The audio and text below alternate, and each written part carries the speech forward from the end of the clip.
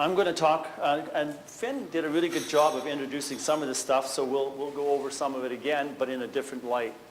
A little bit of an overview of my presentation. I'll talk a little bit about putting the Fraser Basin in context with the rest of British Columbia, some of the facts behind food security, agricultural significance of the Fraser Basin, and especially the Fraser Valley, the impacts of ocean rise and climate change on Fraser River salinity, and what we're trying to do to combat the salinity through a program that we're working on with some people are actually in the room today that are working on that project. So Finn showed a similar process. 25% of the area in British Columbia is drained by the Fraser River. So it's very significant. BC itself is also very significant. Sorry, Eric, I just had to put this up there. It kind of minimizes Scotland as being quite small, but when you look at British Columbia, it is larger than the United Kingdom by far, probably twice as large or maybe even more. I'm going to show you a few slides. Pictures here go very quickly. Just take a look at these pictures as I go through them and see what you think about these pictures, and I'll tell you what my thought comes to very quickly.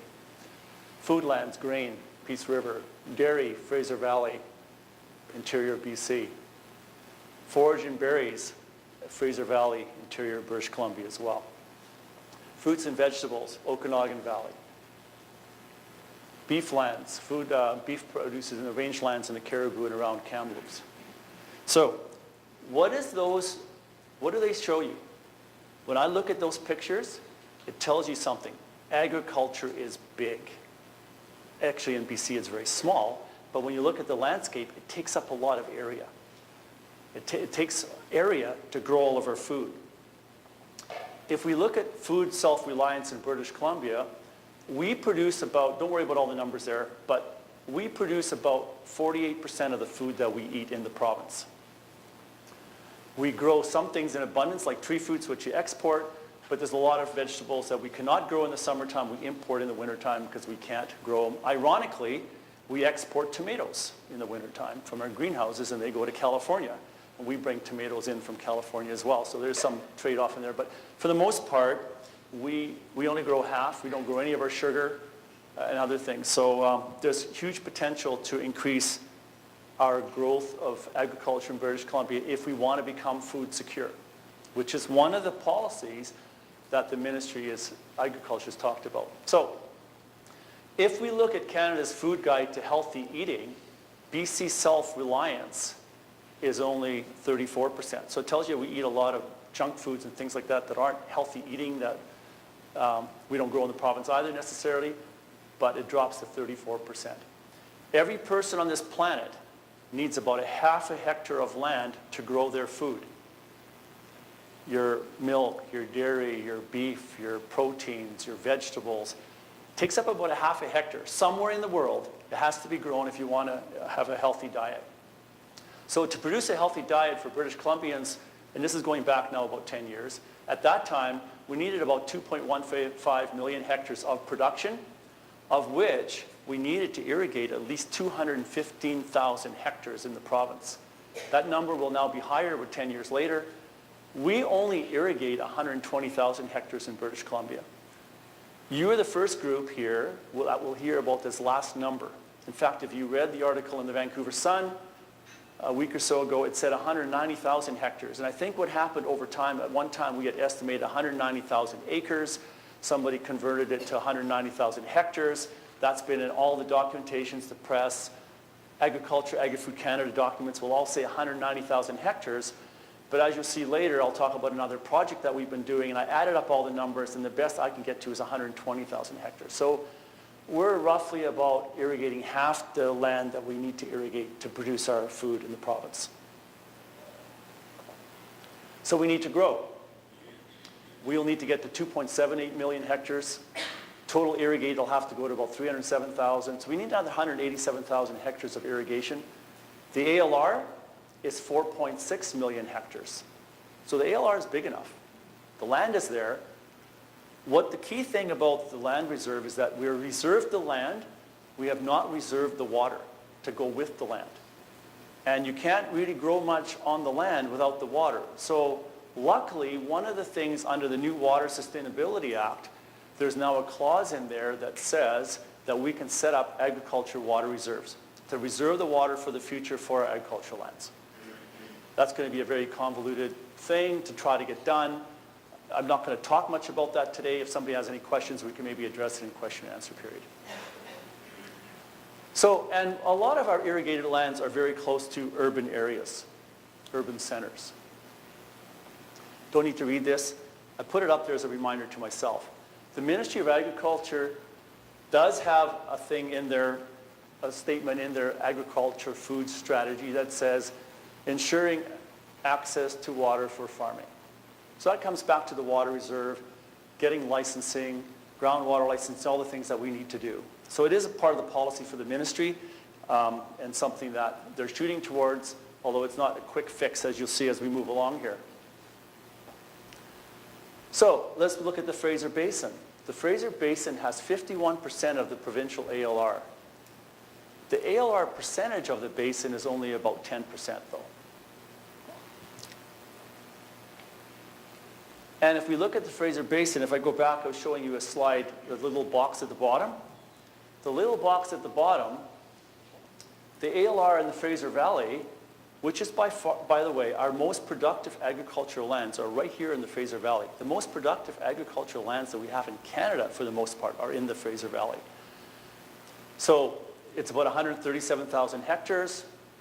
The Fraser Valley ALR is about 5.8% of the total ALR in the Fraser Basin, and only less than 3% of the total ALR in British Columbia. But here's the interesting fact. 50% of the provincial farm gate receipts come from the Fraser Valley. So we're producing, farmers are getting half their dollars in the entire province from that less than 3% of the ALR. And that's not something that people usually put together, right? We have this growing city, this growing metropolis, lots of people moving into the Fraser Valley. We're over 2.25 million, something like that in the Fraser Valley. Yet we have this ALR that's very important to us, and we're getting all these things happening in the ALR that shouldn't be happening. Bigger homes, industry setting up illegally. And hopefully under this new government, we'll get some more enforcement on the ALR so we can protect these valuable farmlands, because that is our food supply for the future. And you'll see how this ties in more as we move along. And why 50% of the provincial farm gate receipts? And it's because of those slides on the right. It's the high value production. You know, cranberries, blueberries, nursery crops, greenhouses, dairy. They drive a lot of the farm gate receipts. So if we look at the Fraser Valley, we're sort of focusing down into this region. The Ministry of Agriculture, over about the last 10 years now, have been developing a land use inventory on agricultural lands, and the agriculture water demand model correlates to that. I'm going to show you some of those numbers that come out of that as we move along. This is a land use inventory map of Richmond, I believe. Am I right? Yes, it is, City of Richmond. And so when we do the land use inventory, we do it property by property, and you can get very good results as to what is being grown where. And the GIS system very quickly pulls it up. Everything in blue is cranberries, and all the other crops are shown there. We can do that now for almost the entire province, except for the Caribou and the Peace River, where we have not completed land use inventory, so the northern part of BC. But all the southern part of BC, Vancouver Island, except for Capital Regional District, Fraser Valley, and all that has been done. So we can get very, very good information. So if you look at agricultural land use in the Fraser Valley, total ALR land, I've broken it down between Metro Vancouver Regional District and the Fraser Valley Regional District. Total ALR land in the Fraser Valley on the far right, 132,000 hectares. Area cropped is only 68,000. So we've got a lot of land in the ALR that can still grow crops. The area irrigated is 28,354 hectares. So I just want to check. The area irrigated in the Fraser Valley exceeds the area irrigated in the Okanagan. We have 28,354 hectares of irrigation in the Fraser Valley. We only have 21,000 in the Okanagan. And most people would have thought, well, where is our irrigation in the province? It's in the Okanagan. It's hot, it's dry, everybody's irrigating. But we irrigate more in the Fraser Valley. And that has been a huge growth in the last 20 years because our climate is changing, our crops are getting more valuable. Farmers need irrigation to make sure that they could sustain that growth of that crop, make sure we get good production. So irrigation has taken off since I started my career 35 years ago. I'm not the one responsible for it, but it has happened. If we look at crops that are irrigated in the Fraser Valley, this information is coming from the water demand model that we can run. We can run that model per property, per region, by watershed, by aquifer area. There's all kinds of different ways we could run that data. And here's just some of the data for Metro Vancouver. You can see that total area is 28,000 hectares in area. Area irrigated is 13,000 hectares in Metro Van. I'm looking at the numbers across the bottom. Blueberries is by far the highest irrigated crop, followed by cranberries. Forage is still the biggest. Farmers with forage, which we think we don't need to irrigate, they have irrigation systems. They may not use them every year, but they have them. The numbers on the far right have highlighted too. What is the irrigation demand for those crops? Blueberries is 332 millimeters. Forage is 561 millimeters. Blueberries need less water, mainly because we're using drip irrigation systems on them, and so they have a lower demand. And forage is one of the highest demands. On average, we're using about 441 millimeters over the area, which is about a depth, something like that. So it needs a lot of water. Your agriculture needs a lot of water to grow their foods.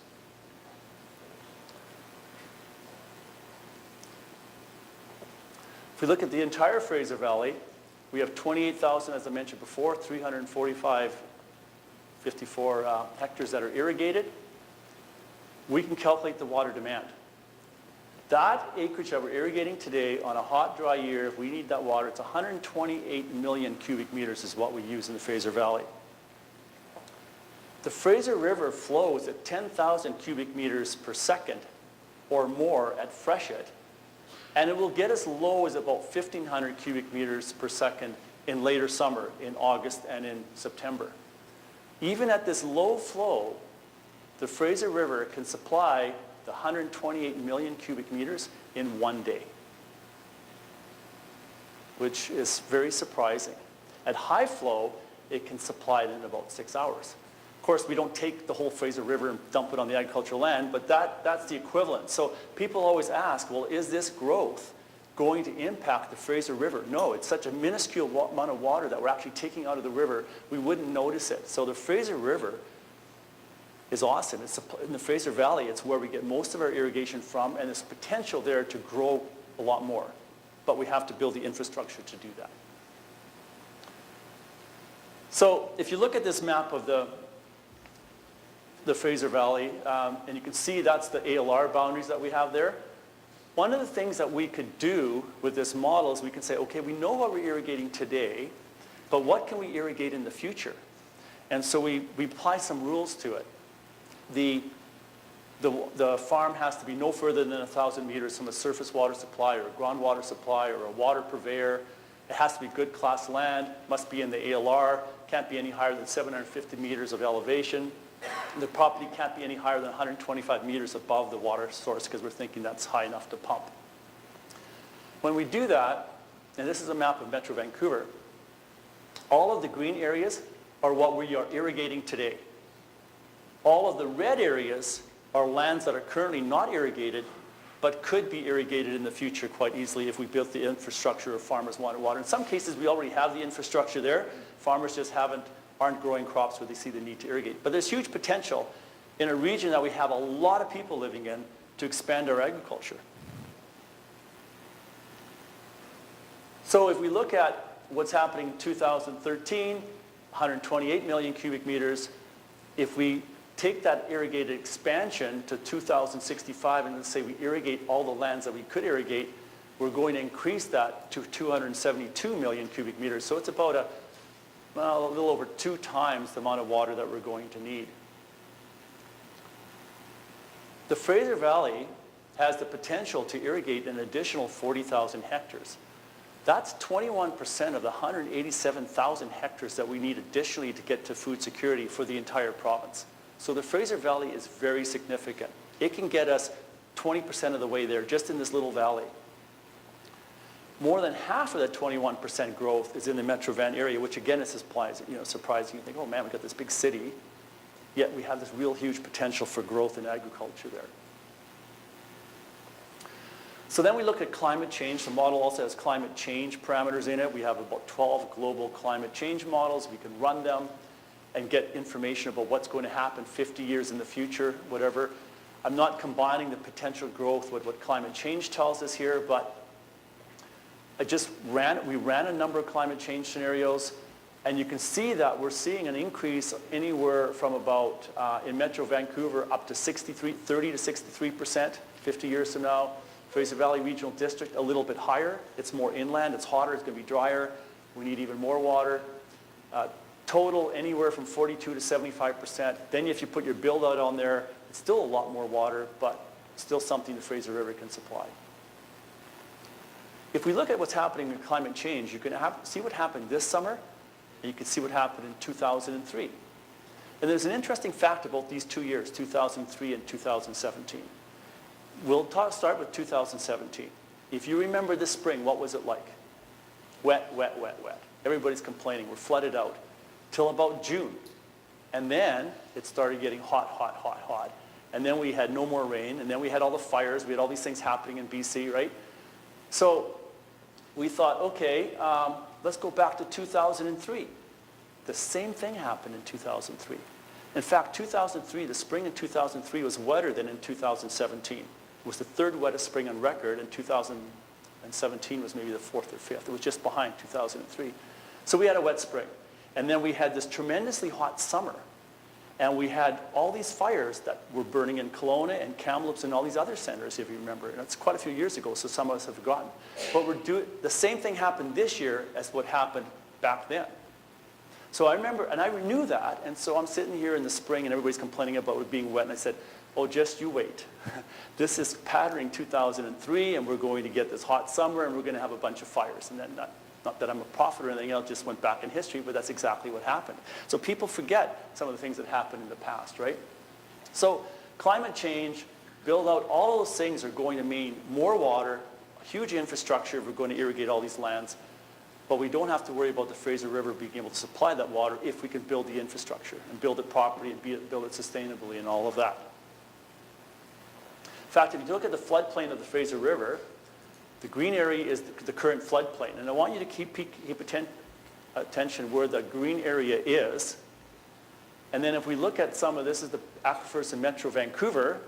And if you looked at the other aquifers in the area, you will see that a lot of the ALR land is mimicking very much what you see in the floodplain, except along here. Around here, it's not really part of the floodplain, all that area in there. And that's because it's higher land, it's not right up against the Fraser, and that's where all of our good aquifers are. We pump the water from groundwater. So all of this area here, supplied by the Fraser River, and over here, it's groundwater. So predominantly, we rely on the Fraser River for water. There's very few streams in the Fraser Valley that we can actually get water out of. They're low-flowing streams, they dry up later in the summer, and so they're not really good sources for irrigation. If you've got groundwater, it's a good source, but otherwise we're relying on the Fraser River.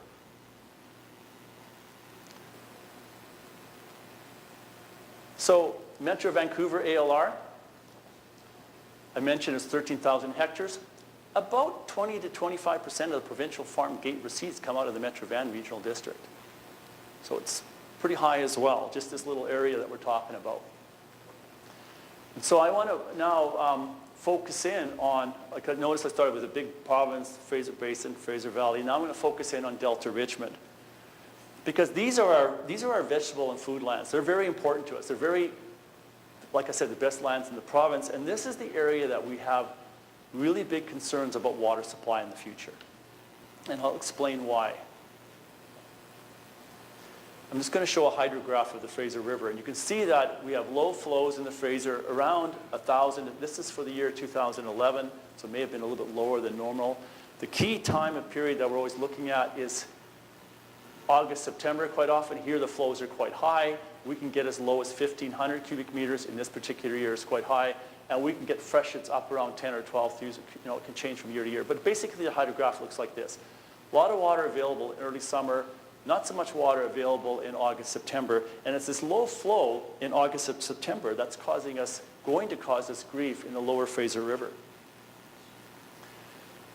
I've been really poor at acknowledging people that actually have provided us with slides, but I did acknowledge these two. This work was done by EBA Tetra Tech under contract to DFI and working with Delta and others to figure out what's going on in the Fraser River. So the next few slides is all out of this study that they did, and I'm sure if you're interested in the study, we can get it to you.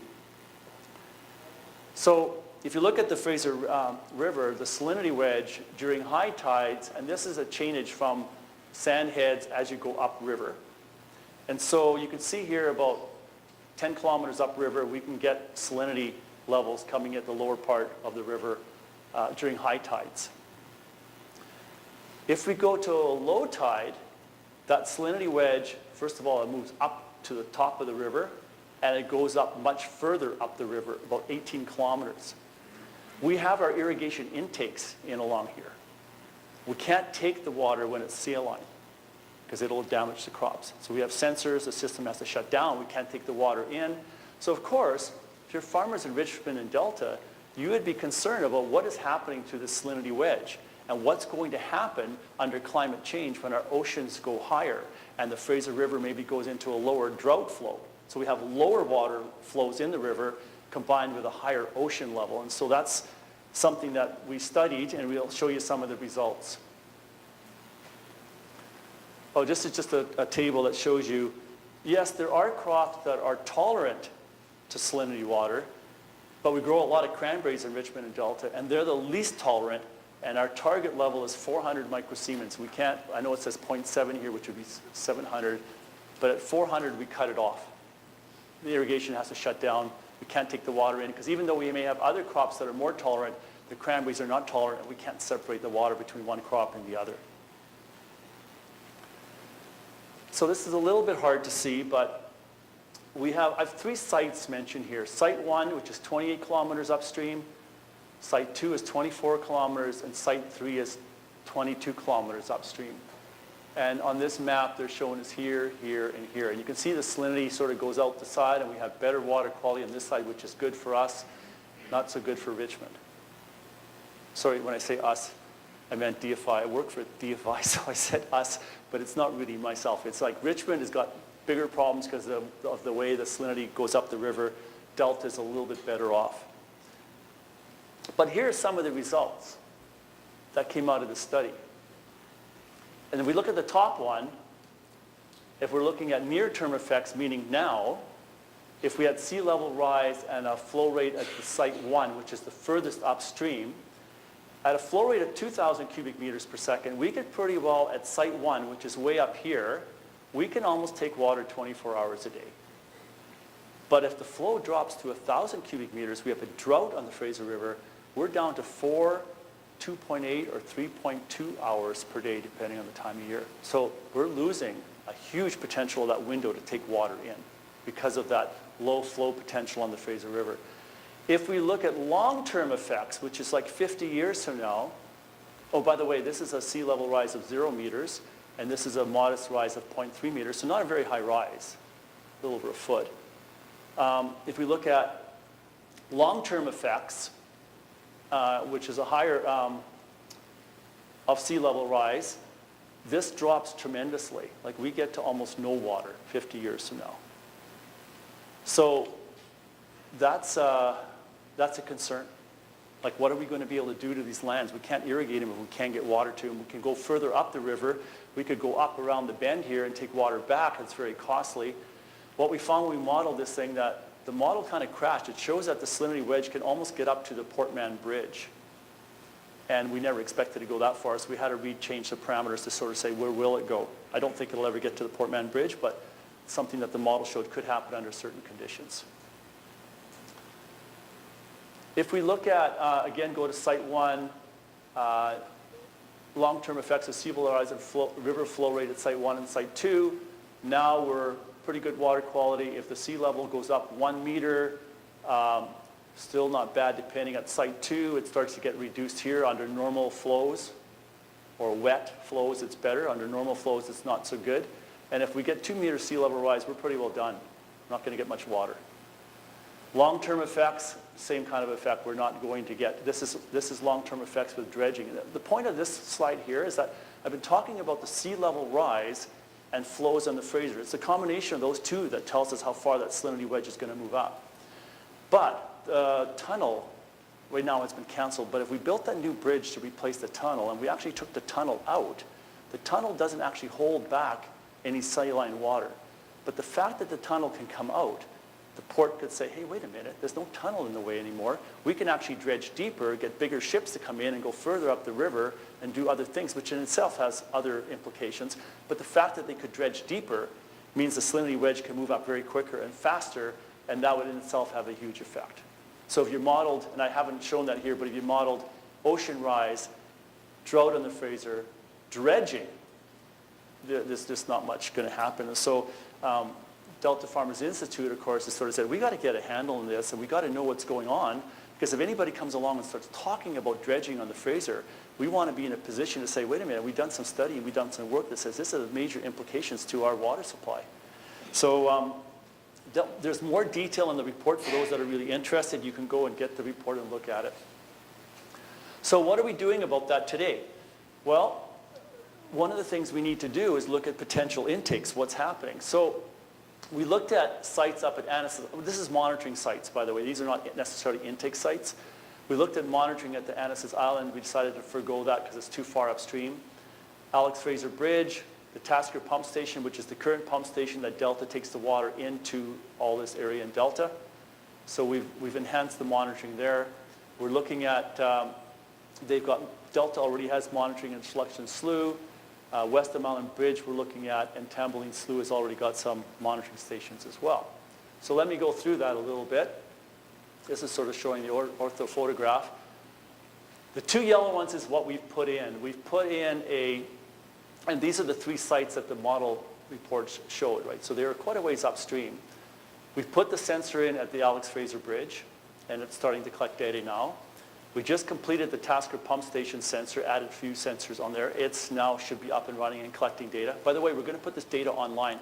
So you can go right to NHC's website, and you can look at what's going on there with salinity. If we can, it's not, I know, Harold, it's not done yet, but that's where we're going, right? So those two are in. The people on West of Island are very concerned because, again, lots of good agricultural land. We don't have very good intakes there. We have one on Tamboline Slough. We don't have anything anywhere else at this point in time. And we want to look at, can we get fresh water here? So we're looking at two sites here to put in salinity monitoring. I'll show you pictures of those in a second. And we're potentially looking at another site right here, which we haven't got to yet, and we'll look at if there's feasibility to do this. Now, putting in a salinity sensor, you think, well, that's easy. Just put something in the river and monitor it. It is not easy. It has to be secure. It can't be hit by a barge. It has to be on a piling. There's not a lot of pilings that barges don't come up against. So we had to look for sites that were secure. We could put a sensor on, get the approval, go through all that kind of stuff. So it's a long process to get that to happen. But I think we've got approvals for the four sites that we've talked about here. So upstream of the Alex Fraser Bridge, we found some pilings there. This is what it looked like. This is what our unit looks like now. It's installed on this piling. We also needed depth. We needed a good depth of about 8 meters, so because when the river drops, we have to measure the profile. We didn't want to be on a bench where we only have a couple meters of water, so that also limited us. So that's installed, got a solar sensor on there. It's all runs by itself, sends the data back to Delta. Tasker station, you can't really see it because there's a big intake that's underwater here. They had a sensor, we've added, Delta did, and we've added another sensor to that so we can get more data of what's happening in the profile of the river at that point in time, and that's this location right here. Tamboline Slough, which is on West of Island. We're proposing to put a sensor here, a sensor here. This is just a collection box to get the data from the sensors, and they already have a sensor here, which we're going to upgrade and put another sensor on. So we're looking at 2 or 3 sensors along here. This is a challenge because if you look at West of Island, we're talking about this area right here, and this is where the flood box is now, and you're looking out to this channel right here that's out there. Trying to put something in here on the river bottom, there's no pilings, gets protected that we don't get a gill netter or something else dragging it up, is a bit of a challenge, but we're going to see if we can get this to work. We got approval for it, and we're hopefully installing this in the next month or so. This is the existing flood box that sits right here. where they already have some sensors on it.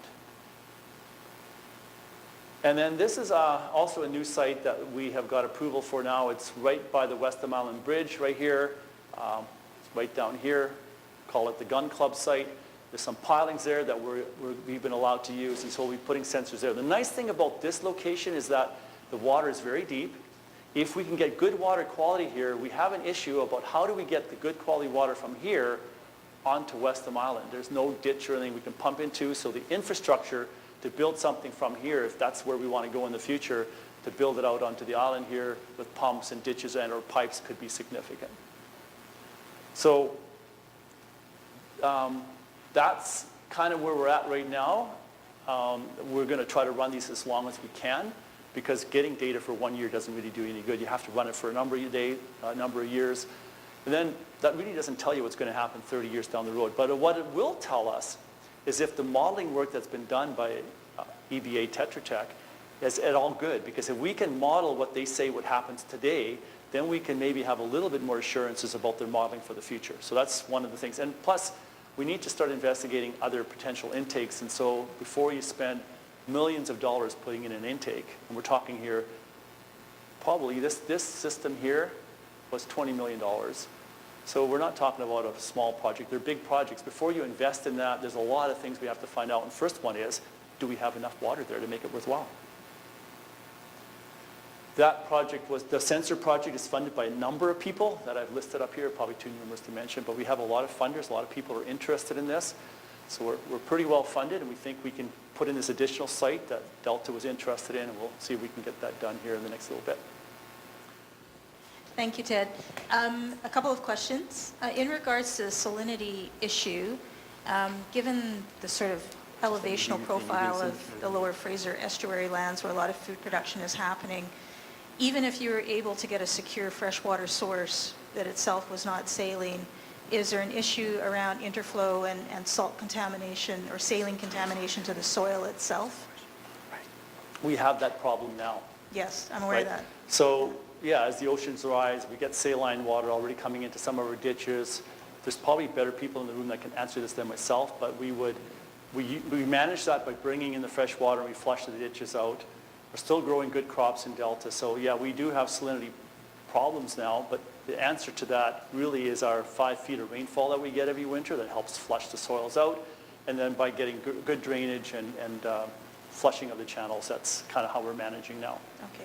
The second question was around, you did mention about more efficient water use rather than just, let's just keep withdrawing more water out of the Fraser. Obviously, that's a big issue for farmers, is learning to be more efficient with the water resources that they have.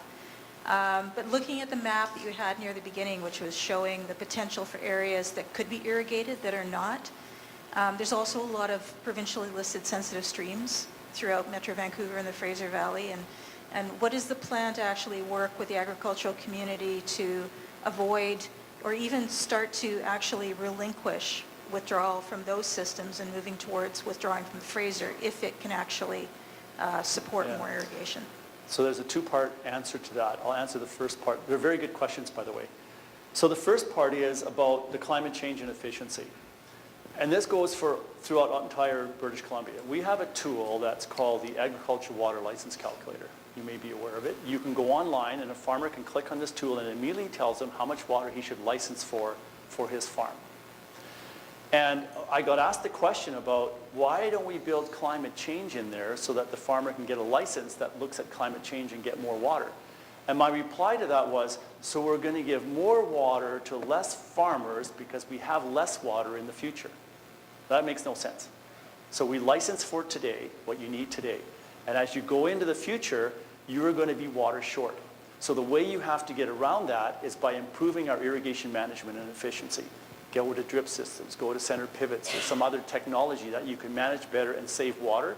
And that's how we're going to have to accommodate climate change. Climate change is not going to be about, oh, all of a sudden we have a hotter, drier climate. I'm going to see if I can get more licensing for my farm, but there's less water available, and then that means everybody else can't get water, right? So that's that part. That's the answer to that part, from my point of view anyway. The second part was about sensitive streams. So, and that's a really good point. But we don't pump too much from the streams now. We pump from the Fraser, get water from the Fraser, and we put it into the ditches that are in the lowlands. The sensitive streams out in the uplands, we could convert over to groundwater, I suppose, but there are issues around that. And I'll answer the question this way. There's a potential project to maybe bring water from the Fraser River into the Serpentine Nickel. If we could do that, we have all kinds of issues with fisheries and sensitive streams, because fisheries is saying, look, these salmon that get into the Serpentine now, they're going there for a reason. You dump Fraser River water in there, they may not want to go up there anymore. Or you may be bringing diseases in from the Fraser. Those are all really good points. So we have the technology, if we had the dollars, we could do that. But now if we ever did that, we'd have to manage that in a way that the water isn't getting into the main stem Serpentine and Nickel, so the fish don't get misguided. So in other words, we'd have to hold water back in other ditches that farmers would pump from and not get it into the main stem. There's all kinds of concerns like that. And on sensitive streams province-wide, we have all kinds of issues with already being over-licensed and trying to irrigate. And there's answers to that. We have people in this room that can help you with those answers about becoming more efficient, taking water when you need. Maybe you can forgo your last crop in September, those kind of things. And I'm just going to throw one other thing out that really relates to all of this. So our water licensing says that we have to stop irrigating at the end of September. That's what it says in the water license. So a farmer in the middle of September or early September says, my soil's pretty dry, I really got to put irrigation water on it. Because I don't want to go in the winter and have this cold winter and possibly lose my crop. So I would like to extend the irrigation season beyond September to maybe into October. So I won't irrigate now when the fish need the water, but I have the opportunity to irrigate later when the stream flow is maybe a little better, or it might rain and I don't have to irrigate at all. So it makes it easier for them to make decisions if we could get a change on the water license policy about extending the irrigation season. The problem we run up against is that there's a trust factor. If you extend the irrigation season, it'll just take more water. And we're saying, no, it's about managing it better so you take it when you need it and leave the water for the fish. So there's a little bit what Finn talked about. We have solutions, but we need to be able to work together to trust the people to make the solutions work. So if we can forgo irrigation in September and it's good for the fish, but we can do it in October, we should do that. Ted. Bob over here. I couldn't help but notice in one of your slides where you listed all the different demands for water with agriculture and industry that the biggest number there was golf. With the population increasing in the lower Fraser Valley, are we going to see more golf courses and their associated huge demand for water? Are they going to take up more agricultural land? And is anybody working with them to try to reduce that demand on water that they're taking? Yeah, another good question. Yes, golf is a allowed use in the ALR, and they take water. And turf grass is the highest water use, always is. So if you irrigate turf grass properly, you're going to take highest water use throughout the summer. So things that golf courses could do: irrigate only the tees and greens, narrow in your fairways, make the golfers be better. Who cares? If you shoot it out there, you're going to be out in the rough. You're not going to get it irrigated, right? There's things you can do to make the golf course still work and reduce the water use. At this time, it hasn't gone that way, but those are things that we should look at. Excuse me, and would you please identify yourself so that we know who's asking the questions? And Kim, can you keep track of time? Now, what Yep. we're going to do, because we have to break early maybe to get to lunch, we're going to also come back early. So we can continue this session for a few minutes, 10 minutes or so before the next session starts at 1 o'clock. So we'll try to come back at 1:45 to make up for the time that we're losing here. It's 11:42, okay? so So we probably have another 5 minutes or so, 5-10 minutes. Yeah. Next question. So hi, my name is Matthew Woodruff. I'm an architect in Vancouver. So if I understand correctly, your study has modeled salinity as it comes up the Fraser and modifying for climate change. Have you also studied the impact of contaminants, particularly from wastewater treatment, coming down? Because a lot of our wastewater treatment plants are within 20 kilometers of the ocean, and that is the water you're drawing from. And obviously we're not yet at tertiary treatment, so there's still pharmaceuticals, other contaminants, heavy metals. So I wonder if that has an impact in your consideration or your analysis. Wasn't studied, but Metro Van has done studies on the treatment plant and the mixing and see how the impact is downstream. And so far we have not really run into a lot. I don't know of anything that's come up with that. The Fraser River in itself has got a lot of sediment and other stuff in it, so it's already got it's not pure clean drinking water, right? So, but the Okanagan Valley, is really concerned about these what do they call them? Endocrine disruptors. There you go. And because they don't disappear. They go, they get into the river, they'll go into Okanagan Lake, they settle out in the sediment, they're there for generations. And so they've been doing a lot of work on this. Not that it impacts the irrigation in the Okanagan because we're siphoning off the top, getting a lot of water from up in the hills, but they've done work on that. So it is something that people are looking at. It's not part of what we've looked at. Over here, Ted.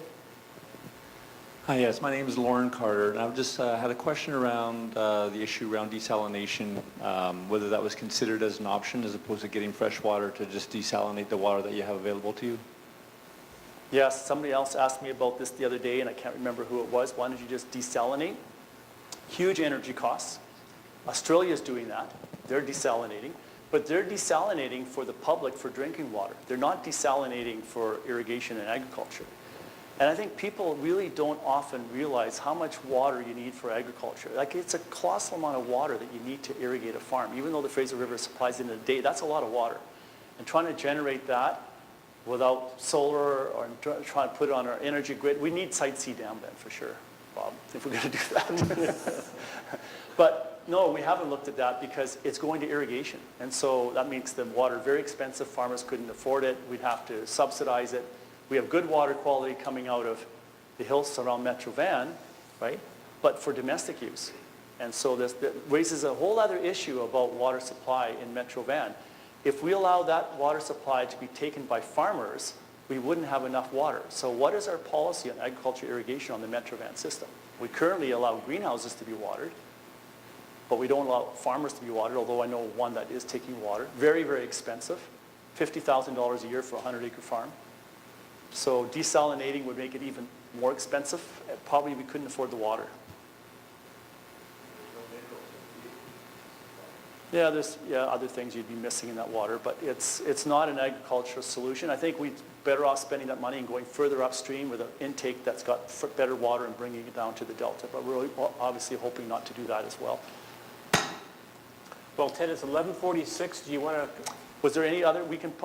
Kim hasn't come in yet. Is there any other questions? Well, No? maybe I can ask a question. Oh, no. She used to work for me. So I guess the general perception in the public who are non-farmers often complain about farmers using so much water. Why do we have to build more infrastructure to bring in more water for them? They should be more efficient in what they do. So any comments on that? They should be more efficient in what they do. But I have two stories I'm going to relate just before lunchtime. One is, I give workshops, and farmers, it's always about the efficiency. And then people will say, well, why don't farmers just do that? Because then they're more efficient. And my answer to them is, you're going to go to the Okanagan. It's wintertime. You've got your car. Did you go tune it up? Did you go check your tire pressure? You're going to be more efficient. No, can't be bothered. I haven't got time. And there's your answer. Unless somebody's driving you to really make the change, people aren't going to naturally go to efficiency. They will if you really, really have to, but most people don't.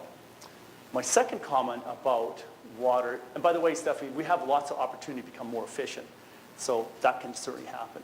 My second comment is about how much water people need for agriculture irrigation. And people sort of say, well, why don't we just build a pond in everybody's farm?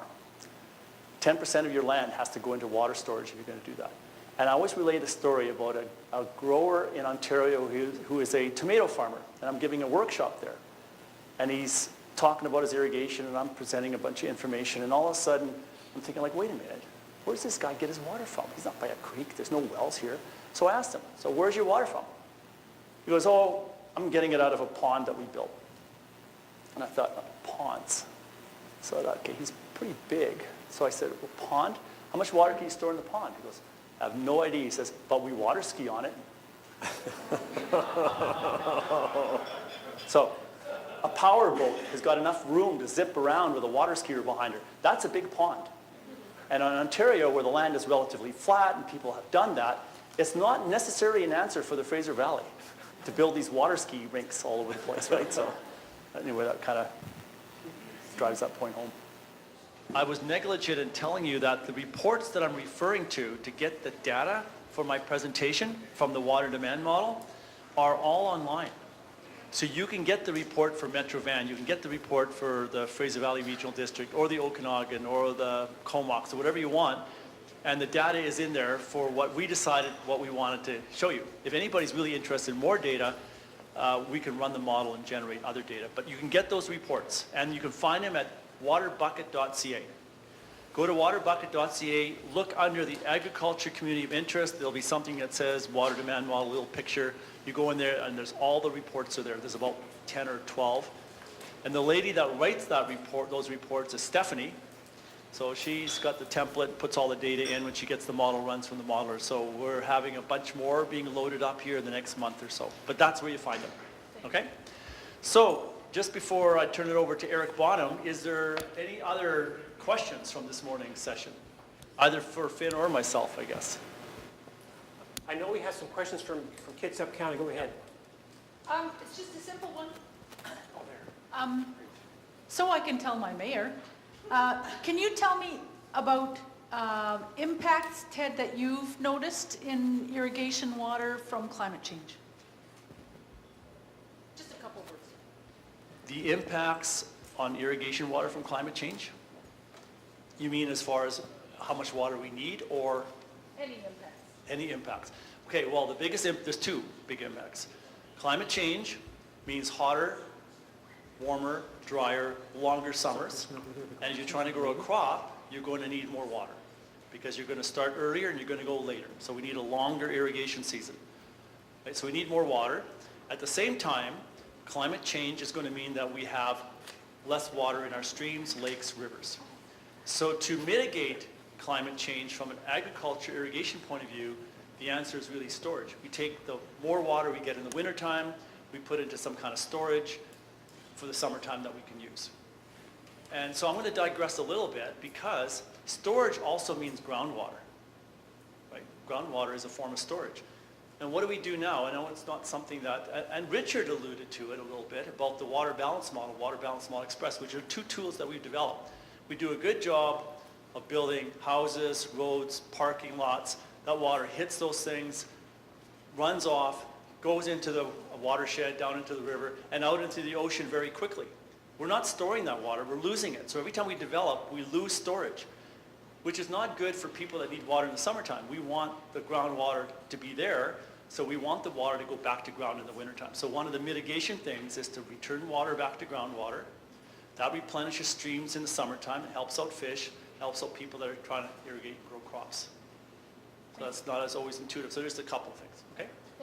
So Anything Ted, else? yes, so Diane from Kitsap County has questions about water regulation and groundwater licensing, and take it away, Diane. Well, can you hear me? Okay, so perhaps it's more of an observation because in Washington we're governed by Western water law, which requires a right in order to irrigate for agricultural purposes. And it sounds like your licensing is very similar to that.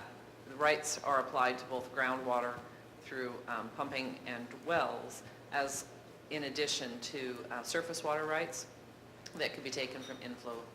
I just kind of was wondering how that worked. In Washington, for example, the water rights are attached to a particular parcel of land and can be transferred as an ownership as opposed to a community, as opposed to being seen as a community resource.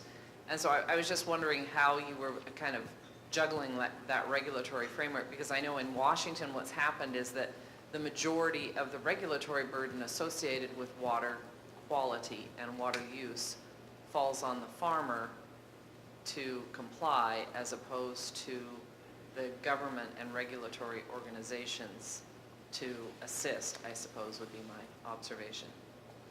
Okay, so good question. I'll try to answer it, and then if I miss something, maybe one of the water management people in the room can add more. So in BC, we're also Western water law. You apply for a water license historically since the 1860s for a water license for irrigation purposes for your property. The water license went with the property. You could not take that water rights and transfer it to somebody else. It goes with that property. You sell that property, the water rights go with it. Just recently, just a couple of years ago, we brought in groundwater legislation, which Washington State has had for a long time. In fact, we were the last jurisdiction in North America that bring groundwater legislation in. So now, if you have a well and you're using it for irrigation and other purposes as well, you have to apply for a license. You've got a few years here to do it. After that time expires and you get your license later, you will lose your priority rights. So if you drilled your well 20 years ago, you might want to apply now so you keep the rights of 20 years ago. So that's all new. We need about 20,000 licenses to come in. We're not even close to getting there yet. Not very many people have applied. So that's one of the challenges where we have to go with that. And Jenny, are you in the room? Just a sec. Is that good? See, I used to work for the province and I haven't gone senile yet. Okay. Okay, so I'm Vanessa, I'm from the Comox Valley. I spoke earlier and I've been thinking about Finn's advice for me to kind of build ally networks. And of course, the local food community is one group that I really think has a big stake in our water security. But I'm so frequently surprised when I speak to advocates of the local food movement. They have never factored the need for water into all of their public outreach and activities. I know you've referred to some of that as like a boutique community in the past, and I agree, of course, but I think, what is your opinion, I wonder, about the need to kind of build solidarity with people like that who are actively engaged in local food movements to raise their consciousness so that they can add their voices to ours when we're trying to get these sorts of solutions for our water. Okay, so I think you're referring to a presentation I gave a few years ago here where I talked about the food movement, about parking lots and all that kind of stuff, which is very good in a sense, but it's not part of our food security. Because, and then that made the headlines of the Vancouver Sun, right? And I got flack for it from the Ministry of Agriculture. But the truth is still there. Like, you know, it's really good to tie in with all of that, and because then people will see how hard it is to produce a lot of food. It's not easy. And what nobody talks about is that they need water from somewhere. They still got to get water from the municipality of Vancouver to grow that food, right? It's all good. But as soon as we start talking about that in the terms of food security for the province, so we grow a couple of acres of parking lot vegetables, and then we turn around and take out 100 hectares for the port. It's not, the plan doesn't match up, right? On one hand, we can do that, but the food security is because we got a few acres growing in the cities, and that isn't food security in my mind. But it's everything else about it is good, though. I never said it was bad. It's a good thing to do. It's a good thing to promote. It's just not going to get us to where we have to go. That's all. And do you feel those folks in the food movement could be good allies in terms of advancing a water balance agenda for the province? Possibly, but what I found was that in talking to people that were part of it, and I didn't talk to the actual people doing it, but I talked to consultants that were talking about it and how good it is, right? They were under the impression, no, it's really good, it is part of our food security. I said, no, it's all good until you talk about food security, because we get the false impression. Like, there's an impression right now that you can take the ALR, build a bunch of houses in it, leave larger yards in the back, and we can grow our food there and we'll be fine. And I showed you those 5 pictures for a reason. Those 5 pictures of the front end, it's big. You can't put houses through all of that and still try to grow all that food, and that's really the message, right? Okay?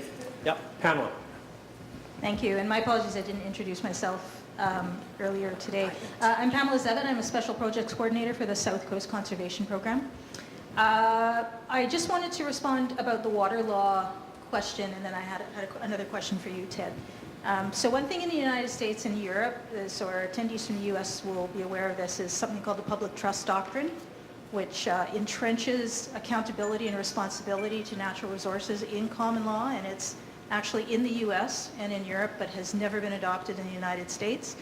And I know that, in Canada, and I know that the folks at Paulus have been looking to actually try to get that built into water law and water rights here in Canada and in British Columbia. My question has to do with your presentation this morning in respect to the monoculture factor. So when I look at some of the high demand water crops like blueberries and cranberries, they are fairly water intense, even if there's high efficiency being maximized or water that's being stored or recycled for them. But they also take up fairly large areas, and they are monoculture crops, and it just kind of, from a biodiversity standpoint and resiliency standpoint around climate change and sort of maintaining ecological health on the land, is there anything in the narrative that you're focused on that looks at trying to diversify those types of extensive monocultures that we have here? So that's a really good question, and I'll answer it this way. We have an ALR, we have producers in the ALR, they're trying to make a living. The Ministry of Agriculture is not going to jump in and tell a producer what to grow on their farm to make a living. That guy grows blueberries, so this guy better grow something else. You know, that's not the way our system works. If something better is out there, farmers will naturally go to grow that, right? And I'm going to relay something from the city of Kelowna. I know we have people here from the city of Kelowna, but I've heard from the city of Kelowna that there's a politician in the city of Kelowna that came through the grapevine to me that said, I'm not so sure we should grow tree fruits with the water that we have here in the city of Kelowna, because it takes a lot of water. But we should grow grapes because it takes less water, and people like wineries and they don't mind that, but they have a problem maybe with the tree fruits and the cherries and the sprays and the noise and all these other things that go with it.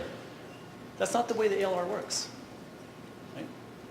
It's a zoning for agriculture to grow a crop. And so, yes, it'd be nice to have different diversity, and I think we kind of get that, but if blueberries make good money, that's what the grower is going to grow. And I will give you a really good example. I'm in Langley, talking to you about a group that's this big, and we're talking about groundwater in Langley.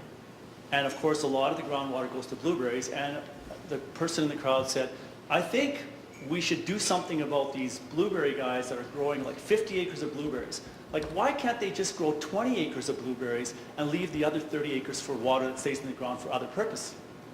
Well, of course, the guy's a businessman. He has 50 acres. Why would you only... It's like going to work and only working 10 hours a week instead of 40 for whatever. The guy's going to maximize his profit. But my response was this. That's a good idea. 20 acres of blueberries and a pig farm in the other 20 acres. To which everybody else in the room said, we'll stick with the blueberries. But that's what happens when in zoning, you could put a pig farm in there, providing the zoning applies for it. But people always want to dictate what a farmer should do. And I think we've got to be careful in society about that, about saying you should only grow this. So I'm not suggesting that. I'm suggesting that we look at, I think about the environmental farm planning process, conservation cover Delta Farm and Wildlife Trust is a good example. So it's just more of an issue of, I know what the market demand forces are. I understand that. I buy blueberries. I buy them that are organic and biodynamically grown. I know the farmer, but that's not, the masses out there that are doing that. So it's just an issue of changing the incentivization process to make it a viable approach to have more biodiverse type of use on the land. So do you know how many crops you grow in BC? How many crops? Like types of crops? It's actually 120. I don't. Thank you. 120 crops in British Columbia. So that's quite a bit of biodiversity, and it's not all big crops, but we do grow a lot of different crops in agriculture. And we always focus on the bigger ones we have, but we grow a whole bunch of different things. Last question to Rita Wong, and then I'm going to give you the hook. You give it to me now. Okay. It's a very quick question. Thank you for the presentation. It was really interesting to see the data and the mapping of land use. I was wondering, you mentioned that the Peace and the Caribou have not had that mapped out. Is there any plan for that to happen soon? And is there any sort of larger integrated kind of plan in terms of food security in terms of watershed health? Well, the province would have to develop a system for the food security bit, like work that way. Yes, the answer to the Caribou and the Peace River, yes, we are going there. One of the problems with the Peace River is that when you drive, like all these land use inventories were done by driving by the property and capturing the information on the farm. Can't do that in the Peace. You drive by the property, it goes back a few miles, you can't see the back, you can't get around to see it, so we have to take a different approach. So we're using aerial photography in the Peace River, and that work has started, and we're about, I would say, almost halfway through it. Very expensive to do that kind of work. And we may have to do the same kind of technology in the Caribou in some instances to capture the land use inventory there. The water demand model is already ready to run. We did the climate data for the entire province on a 500-meter grid. It's already there. So we can run it on, so we can pretend we know the crops and run it, which is what we did in the Peace River. We ran it pretending it was this crop, just made it up, and then ran what the water demand would have told us. But we don't have the actual use of where the crop actually is yet, right? So by the way, if you go to the water license calculator and you ever go into, you can see how much water you need for your yard or your farm or whatever else. Just zoom in on your property, you can manipulate it. That data is all coming from water demand model work, just so you know. Thank you. No, give it to Stephanie, but thank you, Ted. Everybody clap.